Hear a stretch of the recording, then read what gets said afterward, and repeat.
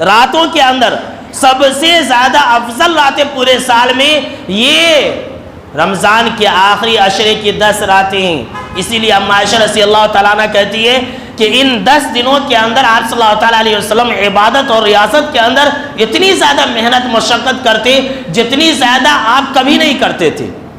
اور سن لیجئے اما عائشہ رضی اللہ تعالیٰ عنہ کیا کہتی ہیں، آپ صلی اللہ علیہ وسلم کا جو عمل تھا وہ یہ تھا کہ آخری 10 دنوں کے اندر آپ صلی اللہ علیہ وسلم عبادت کے لیے کمر کس لیتے، اور آپ صلی اللہ تعالیٰ علیہ وسلم اپنے گھر والوں کو بھی جگاتے۔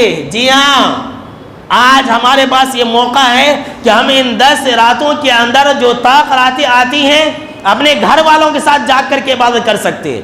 اس سے پہلے موقع نہیں تھا، ہمارا مسجدوں میں جاگتے تھے، ہمارے بیوی بچے گھروں میں سو جاتے تھے، لیکن اب اچھا موقع ہے، افسوس مت کیجئے، اپنے گھر والوں کے ساتھ جاگیے، مطلب یہ کہ عبادت کیجئے، اپنے بیوی بچوں کو جگائیے اور عبادت کیجئے شب قدر کی رات میں۔ یہ بہت ہی عظیم رات ہے میرے دوستو۔ اب آپ کہیں گے کہ ہم اس رات کیسے عبادت کریں؟ میں آپ کو اپنے گھر میں کرنے کی 5 عبادت بتلا دیتا ہوں، آسان عبادت آپ اپنے گھر میں کر سکتے ہیں۔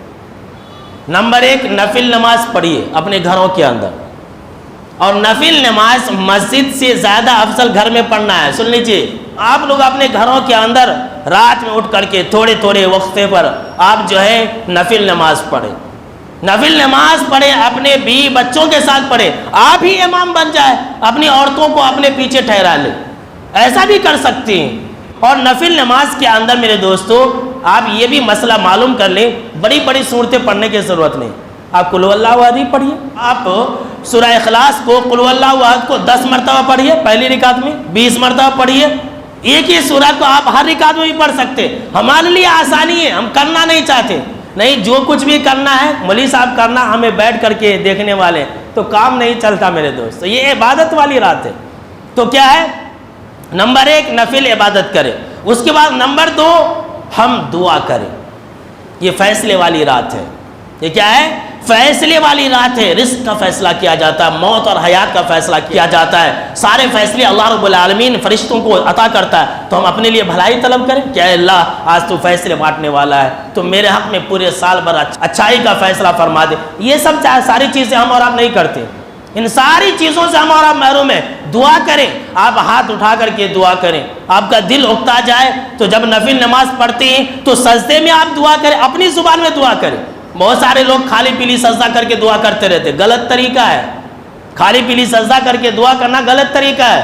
آپ نفل نماز پڑھیں، نفل نماز پڑھ کر کے آپ سجدے میں آپ جو ہے اپنی زبان میں بھی دعا کر سکتے ہیں۔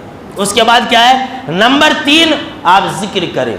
کتنی آسان عبادت ہے، آپ ذکر کریں، اپنی عورتوں کو اپنی خواتین کو کہیں ذکر کرنے کے لیے، سبحان اللہ، الحمدللہ، لا الہ الا اللہ، اللہ اکبر، الحمدللہ کثیرہ۔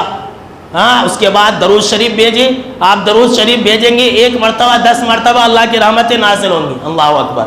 آپ 1 مرتبہ آپ صلی اللہ علیہ وسلم کے اوپر سلام بھیجیں گے، السلام علی رسول اللہ صلی اللہ علیہ وسلم، اللہ رب العالمین آپ کے اوپر 10 مرتبہ سلامتی نازل فرمائے گا۔ کتنی ساری آپشن ہے، ہم آپ کرنا نہیں چاہتے۔ آپ کے بعد چوتھی چیز کیا ہے؟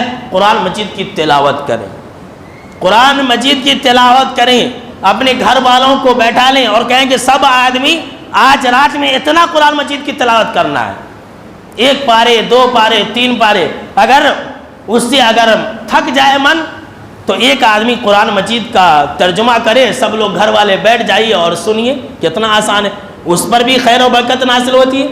قرآن مجید کی تلاوت سنیے، سننے پر بھی اللہ رب العالمین نیکی لکھتا ہے۔